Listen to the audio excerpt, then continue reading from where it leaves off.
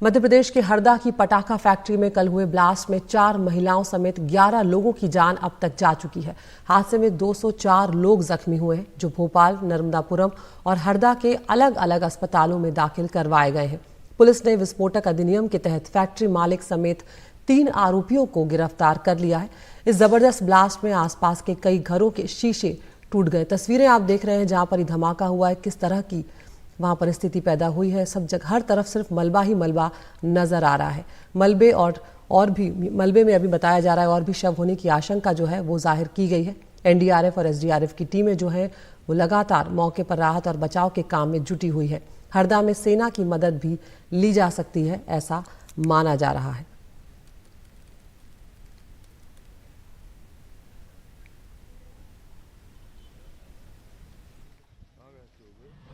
इन 2 लोगों को हमने पुलिस कस्टडी में लिया है, जो कि इनके नाम से वो वहाँ दुकान का संचालन था। सोमेश अग्रवाल और राजेश अग्रवाल। कहाँ से गिरफ्तार किया? सारंगपुर से इनको कस्टडी में लिया। अपराध क्रमांक 42/24, धारा 304, 308, 34 IPC और धारा 3 विस्फोटक अधिनियम 1908। और सीधे हरदा लिए चलते हैं आपको, जहां पर हमारी सहयोगी अमृतांशी जोशी मौजूद हैं। अमृतांशी, आप मौके पर मौजूद हैं, आपसे ये जानना चाहेंगे सबसे पहले जब आप वहां पर पहुंची आपने किस तरह की तस्वीर वहां पर देखी, क्योंकि ये जो धमाका हुआ था इसने सबको हैरान कर दिया था, क्योंकि बहुत बड़ी मात्रा में यहाँ पर विस्फोटक रहा होगा, इसीलिए इतनी बड़ी तादाद में जाने गई हैं और इतने ज्यादा लोग घायल हुए हैं। देखिए, तस्वीरें बेहद ही दर्दनाक थी और इन तस्वीरों का अंदाज़ा शायद आप पीछे जो मलबा है उससे लगा सकेंगे। ये तस्वीरें मैं सीधा दिखा रही हूँ। 20 घंटे से ज़्यादा का वक्त यहाँ पर बीत चुका है। 12 बजे के करीब यहाँ पर रेस्क्यू ऑपरेशन शुरू हुआ था और 20 घंटे से ज़्यादा का वक्त हो चुका है, लेकिन अभी तक यहाँ पर रेस्क्यू ऑपरेशन कंप्लीट नहीं हुआ है। आप देखिए, मलबा हटाने की यहाँ पर कोशिश की जा रही है। कल जब हम यहाँ पर रात में थे तो ये जो जगह थी पूरी मलबे से दबी हुई थी, भरी हुई थी, लेकिन अब यहाँ पर देखिए मलबा हटाने की कोशिश की जा रही है। अच्छी बात यह है कि फिलहाल अभी तक कोई मिसिंग रिपोर्ट्स नहीं है। मलबे के नीचे अभी तक किसी का जो है अभी ऑफिशियल जानकारी के अनुसार कोई शव भी बरामद नहीं हुआ है। हाँ, हालांकि कल एक कंकाल जो पूरी तरीके से जल चुका था वो हमारे सामने से शाम को 5 से 6 बजे के करीब निकला था, लेकिन अभी तक ऐसी कोई जानकारी नहीं आई है। एनडीआरएफ, एसडीआरएफ, पोकलेन मशीन्स और फायर ब्रिगेड्स लगातार यहाँ पर जो है वो हम कह सकते हैं मुस्तैदी के साथ सभी डटे हुए हैं, काम भी कर रहे हैं। और ये तस्वीरें आप देखेंगे, ये जगह पूरी तहस नहस हो चुकी है और तहस नहस हो गई है। आप देखेंगे जो यहीं पर पहले 4 स्टोरी फैक्ट्री थी जहाँ पर जो है हजारों लोग काम करते थे, लेकिन अब यहाँ पर जो है कुछ भी नहीं है। यहाँ अगर आप देखेंगे तो जो चीज़ें हैं एनडीआरएफ, एसडीआरएफ वो लेकर जा रहा है। इसके साथ ही साथ अगर आप देखेंगे जो बॉडी कैरी करने वाला जो है इक्विपमेंट लेकर जा रहे हैं, शायद यहाँ से कोई बॉडी अब निकले, क्योंकि रात भर से रेस्क्यू ऑपरेशन चल रहा है, अभी तक कोई जो है वो बॉडी निकलने की जानकारी नहीं है। लेकिन जो मेन मलबा जहाँ पर अभी क्लियरेंस चल रहा है वहाँ पर बॉडीज हो सकती हैं, क्योंकि जो है वही मेन जगह है जहाँ पर काम किया जा रहा था। एक चीज़ मैं आप लोगों को जो है वो दिखाना चाहूँगी, यहाँ पर जो फैमिलीज़ हैं जिनके घर यहाँ पर थे, जिनके घर उजड़ गए, वो यहाँ पर जो है मौजूद हैं और सभी परेशान हैं। आप उनकी तस्वीरें देखेंगे तो आपका भी दिल जो है वो दहल जाएगा। उनसे मैं बातचीत करूँगी और जानेंगे कि कितना दर्द है, क्योंकि ये हादसा बेहद ही बड़ा है।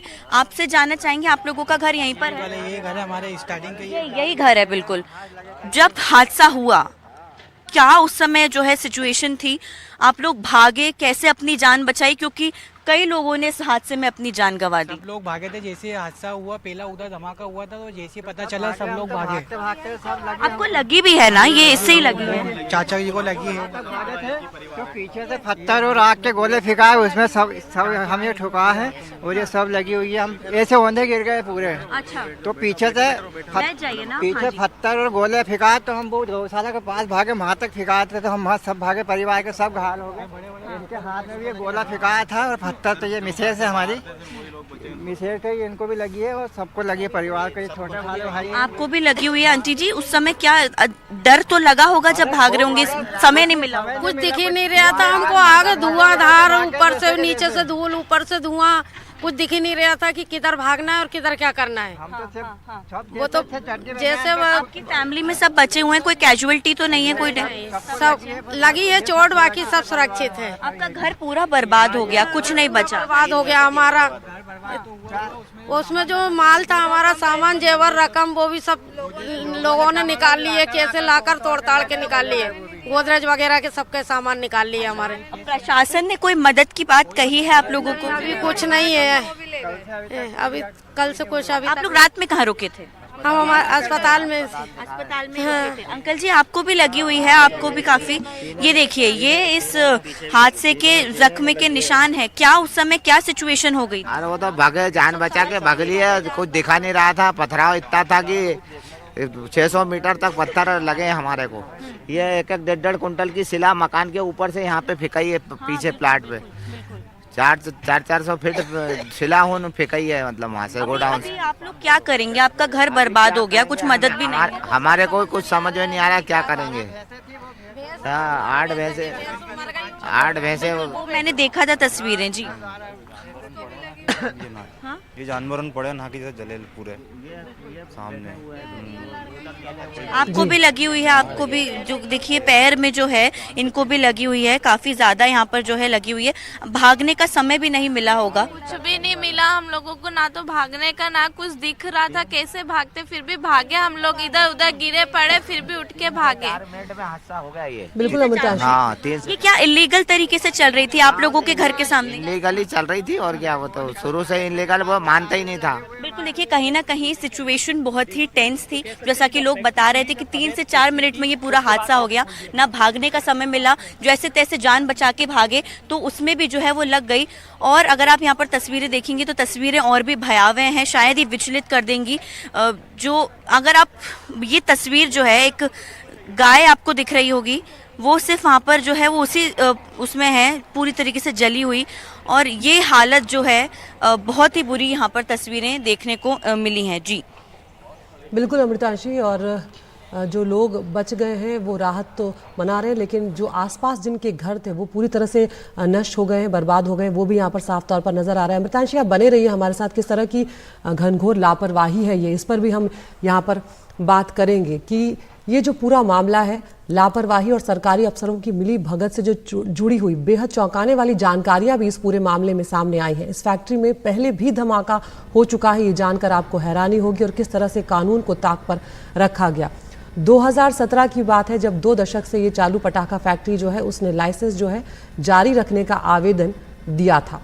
हरदा प्रशासन को फैक्ट्री में पटाखा बनाने की जानकारी मिली, उसके बाद फैक्ट्री मालिक के पास लाइसेंस, पटाखा स्टॉक और बिक्री जो है उसका था। विस्फोटकों के नियमों के उल्लंघन के चलते फैक्ट्री को सील किया गया। 2018 तक ये फैक्ट्री बंद रही है और 2018-19 से फैक्ट्री फिर से शुरू हुई है। 2022 तक का लाइसेंस इसको उस वक्त दे दिया गया और फिर 2021 में फैक्ट्री में ब्लास्ट होता है। एक ही परिवार की 3 महिलाओं की जान जाती है इस फैक्ट्री में हुए ब्लास्ट में, और 2021 में ही फैक्ट्री का एक मालिक जो है राजेश अग्रवाल वो गिरफ्तार होता है। बाद में जमानत पर उसे छोड़ दिया जाता है। तो आप देख रहे हैं कि साल दर साल इस फैक्ट्री जो है इसमें गड़बड़ियां चलती रही, नियमों को ताक पर रखा गया, लेकिन बावजूद इसके यहाँ पर इस फैक्ट्री को चलने दिया गया। अमृतांशी, यही यहाँ पर सबसे बड़ी बात है कि किस तरह से इस फैक्ट्री में पहले भी 2021 में भी धमाका हो चुका था, बावजूद ये फैक्ट्री अवैध रूप से जो है इसमें काम चल रहा था और ये चालू थी।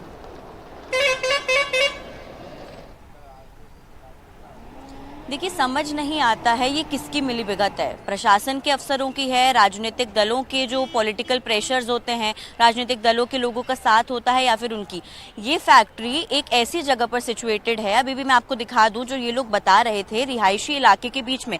पहली बात तो अगर आपको एक्सप्लोजिव एक्ट के अंतर्गत अगर किसी फैक्ट्री का सेटअप करना है तो आप रिहायशी इलाके में नहीं कर सकते। उसके बाद ये बताया जा रहा है कि इस फैक्ट्री को सील भी किया गया था, इस फैक्ट्री को सील किया गया, इनके मालिकों के पास जो एक्सप्लोजिव एक्ट्स के अंडर जो लाइसेंसेस थे वो नहीं थे। जब लाइसेंसेस रिन्यू होने के लिए इन्होंने आवेदन दिया, उसके बाद भी कुल 4 लाइसेंस इसमें दिए जाते हैं जो ज़्यादा एक्सप्लोजिव रखने को लेकर होते हैं, लेकिन इनके पास जो लाइसेंस था वो सिर्फ पटाखे स्टॉकअप करने को लेकर था और उनको बेचने को लेकर था। अब प्रशासन को जब ये मालूम था कि इनके पास सिर्फ स्टॉकअप करने को लेकर और सिर्फ बेचने को लेकर जो है लाइसेंस है, तो यहाँ पर इतनी बड़ी संख्या में बारूद कहाँ से आया? क्योंकि प्रशासन तो ये दावा कर रहा है कि हम लोग बार बार इस जगह का निरीक्षण कर रहे थे, हमने इनको जो है एक नोटिस भी थमाया था निरीक्षण के समय पर, लेकिन निरीक्षण किसने किया, किसके द्वारा किया गया? क्या एडीएम कलेक्टर ये निरीक्षण कर रहे थे? और निरीक्षण करने के बाद भी अगर जब पता था ये इतनी हजार्डस जगह है तो क्यों जो है तत्काल त्वरित रूप से कार्रवाई नहीं की गई? और कार्रवाई नहीं की गई, दोनों मालिक भी फरार हो गए। कार्रवाई ना होने के बाद अब ये जो मंजर है तबाही का, ये आप देख रहे हैं। 20 घंटे से ज्यादा वक्त हो चुका है, फायर ब्रिगेड्स पानी डालते हुए नहीं थक रहे हैं और कैजुअलिटीज भी हुई हैं और 200 से ज्यादा लोग घायल हैं। इसका जिम्मेदार कौन रहेगा? शायद वो मालिक तो रहेगा ही, लेकिन वो प्रशासनिक अफसर, वो लोग जिनकी मिलीभगत थी, वो सब इक्वली इसमें जिम्मेदार हैं।